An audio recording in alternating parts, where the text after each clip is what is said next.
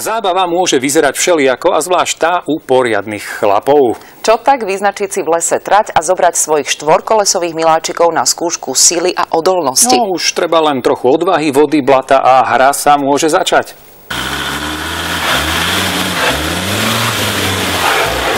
Niekoľko dní pršalo, trať je poriadne rozmoknutá a to je to najlepšie ihrisko pre týchto drsných krásavcov a ich majiteľov. Vrhajú sa odvážne cez každú prekážku. Voda, blato, nevadí. Treba len poriadne vytúrovať motor a nejako to dopadne.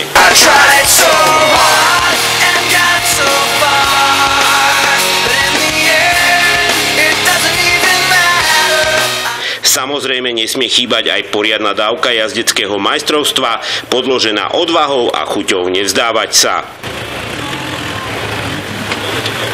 A tak blato lietalo na všetky strany. Utrápené motory revali na najvyšších otáčkach a vôbec nebolo dôležité, kto zvíťazil.